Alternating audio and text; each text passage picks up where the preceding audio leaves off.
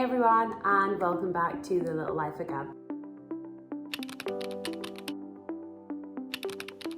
Today's video, if it wasn't clear by the title, is what I read in June. I'm very excited to talk about the books that I read this month. I had a little bit more of a variety, I think, than maybe last month. There was quite a lot of romance from last month, a lot of spicy books, but I kind of mixed it up a little bit this month. Tried to read a few different genres. I still read quite a few romance, that is just my favourite genre. I read a few literary fiction. I had a couple of book clubs from the library, trying to just mix it up a little bit so it wasn't all the same. I will go through my books. So similar to the video from last month in May, I will go through the title, the author, we'll have a little bit of a synopsis.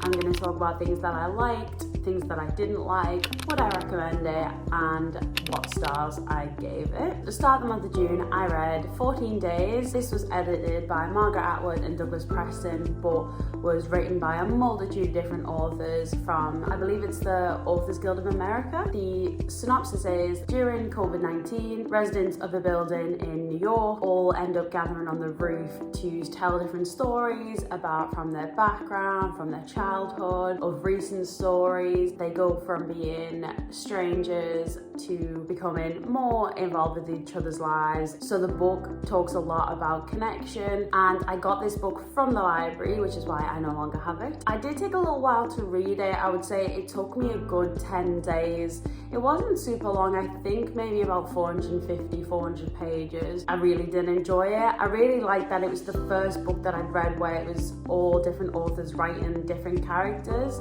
I thought that was really interesting, all the different perspectives of each character. You could see as well the different styles. One of the stories was Angie Cruz, which is one of my favorite authors, and immediately you could just tell her style of writing. I liked following along for the journey of the characters. You see only glimpses of them at the beginning when they're all introduced. When their stories come into play, you can hear a little bit more about how they grew up, their background, what experiences they've had. So it is very interesting in that way. And another thing that I really liked was the ending. No spoilers, just in case anyone wants to read it. The ending I was just not expecting. It's not that it's necessarily a huge plot twist, but the ending, I should have really pieced together some of the things that were going throughout the book, but that's probably why I don't read crime that much. I can't piece the things together, and I know sometimes when you're reading a book, you're just reading it because you enjoy it and you get to the end and you don't necessarily have to make it a puzzle.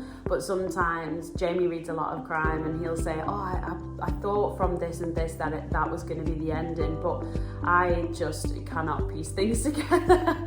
Somebody else who might have been more accustomed to that style of writing would have probably pieced it together, but I didn't. I was really shocked by the ending, and that was something that I took away from the book that I thought was done really well. Things that I didn't like, I would say that there was definitely some characters that were really unlikable. I think they were supposed to be written like that, but there was some characters where their story came around where I didn't enjoy as much as some of the other stories. Perhaps maybe that I don't like that author's style of writing, and maybe that's just the reason for it. Maybe it wasn't the character but the actual style of writing. Another thing that I didn't really like, that I felt it did drag on a little bit. I think for me it could have been a little bit shorter, but I still really enjoyed it. Would I recommend it? Yes, I would recommend it, definitely. I think one point just to flag, which is evident from the back of the book, but there was a lot of reference to COVID-19, a lot about the impact of COVID-19 and the data, especially the data in New York. But day by day, the main character talks about it. Perhaps if somebody doesn't want to read about that topic and the sort of sensitive information around that, then I would say maybe avoid this book. If you're happy for that material, then absolutely I would recommend reading it. I gave it 4 stars. Now on reflection, still give it 4 stars. The next book I read was Problematic Summer Romance by Ali Hazelwood. I am a really big Ali Hazelwood fan. I've read a lot of the STEM books that she writes, but this book wasn't STEM based. Jamie bought me this book in my book basket, so I was very excited to read it. It's the newest book that's out. So the synopsis is, a 23-year-old and her older brother's best friend navigate a very complicated, close proximity, emotionally charged romance. All the backdrop and the set of it is a Sicilian wedding, which is absolutely beautiful and a great summer read. Although here in Australia it is very gloomy. What I loved about the book, really, what do I not love about Ali Hazelwood books? There was tension, it was very intoxicating storyline, there was back and forth, there was backstory and then present day, so we kept flicking between the two timelines. As I mentioned before, I do have my favourite tropes.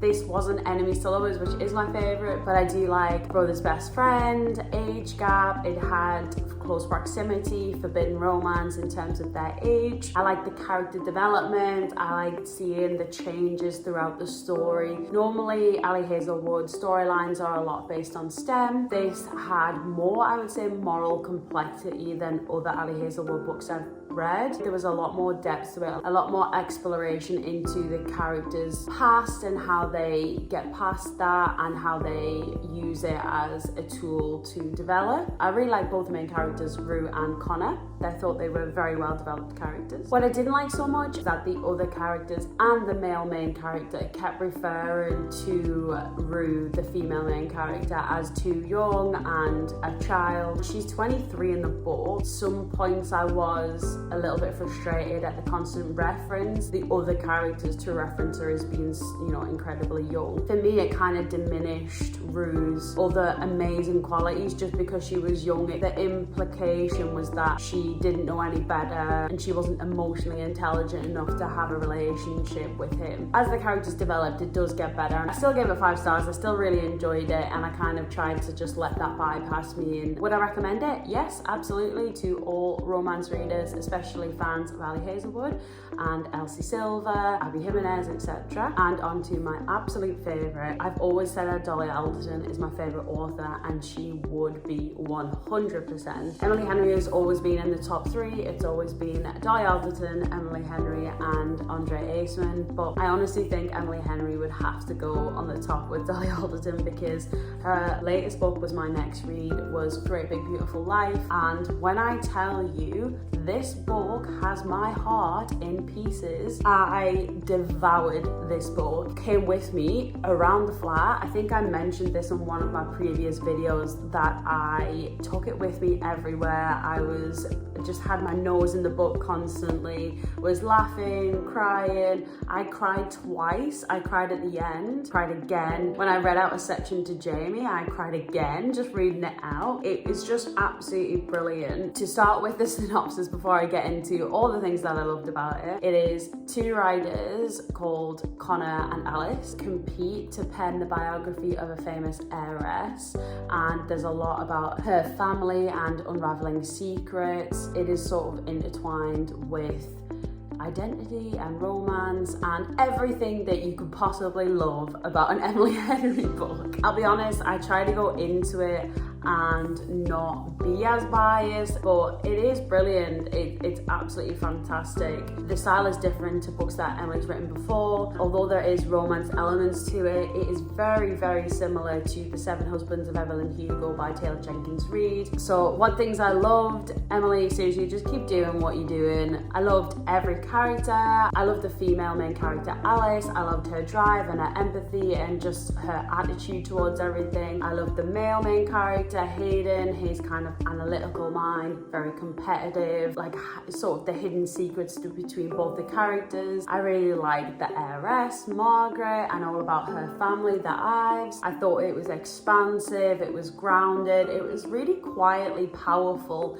in the message that it was trying to get across. For me, I think it explores themes of legacy, of grief, of self-discovery. There's just so many elements to it, and I know a few people online have sort of said that they didn't enjoy that the romance elements weren't explored as much, but I loved that they weren't. I thought it was something different. The point was that it was a slightly different genre to what Emily normally writes, and I liked that there wasn't too much delving into their relationship. The little snippets that we did get were so much more powerful because they weren't overwhelmingly throughout the book. It really couldn't have been any better. It's definitely a more layered experience of Emily Henry's work than anything I've ever read before. It's so rich and complex. It's actually a book that I go back and read even though I know what happens. and it's very rare for me to go back to any book and reread. I've reread Dolly Alderton's Everything I Know About Love, and I've reread Call Me By Your Name by Andre Aceman, and there's no other books I've reread.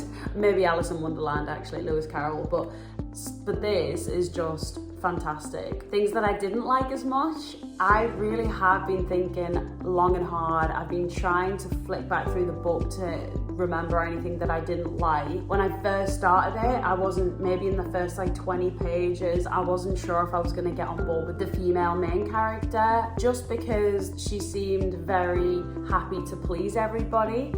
And I think probably because I saw too many likenesses between me and Alice that I was like, is that what I sound like? But as you go through the book, it's way more explored, it's explained. I think I was very judgmental at the beginning of the character because of the likeness, whereas actually as you go on, it's way more developed. But to me, the tone was perfect, and I really just can't find anything else that I didn't really like about it. Would I recommend it? 100% yes. And I gave it 5 stars, none surprisingly, but I also would give it 6 if I could. So would 100% recommend if it wasn't clear already. The next book I read in June was Tale of One by Emma Gannon. I had seen this cover in a bookshop a few weeks ago, and I thought I'd see if it was in the library, and it was. The synopsis is: after a seemingly perfect life, a woman embarks on a self-discovery journey, and she was a writer for a magazine.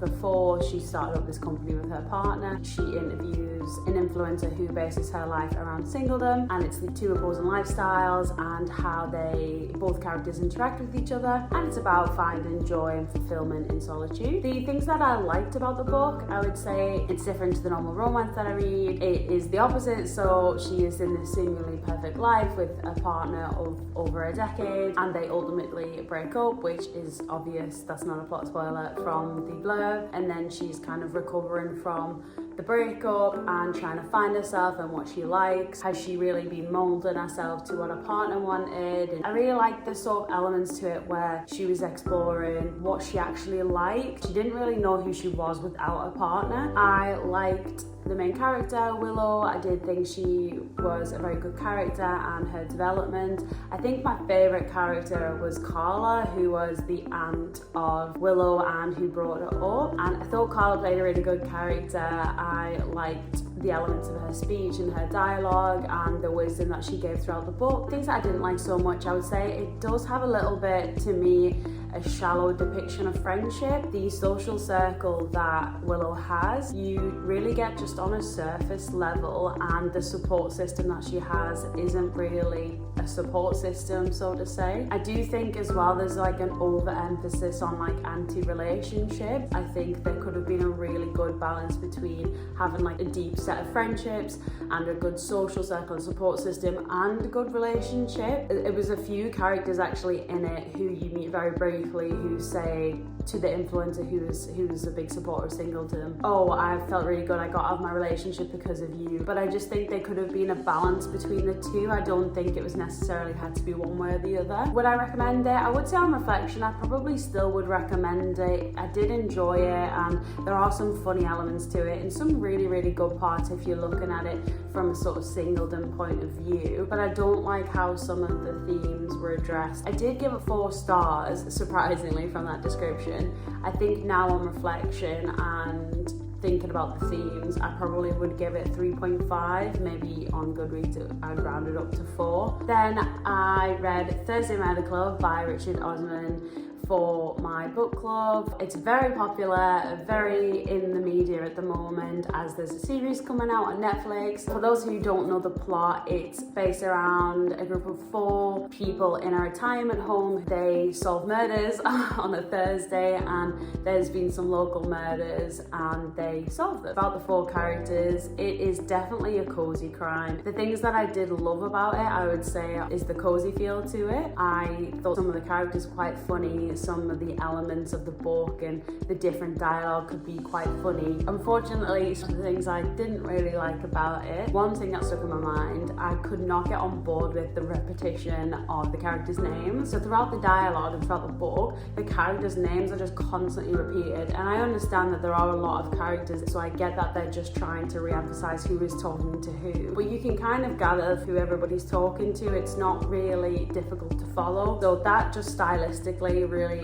made it difficult for me to read it. I think there were too many plots to follow as well. Things that were introduced that either weren't necessary or didn't make sense, or you were being introduced to characters that then didn't have any impact on the story later on. It was just difficult really to understand the relevancy, I guess. It's not to say that the book isn't good. The book is obviously critically acclaimed and a lot of people at the book club enjoyed it and have gone on to continue to read all the other books. It's not that it's necessarily a bad book, it's just not for me, and unfortunately it hasn't really encouraged me to read the other books. I know there's a new one coming out in September and a lot of people at the book club said that they were going to read them. Would I recommend it? I probably wouldn't recommend it.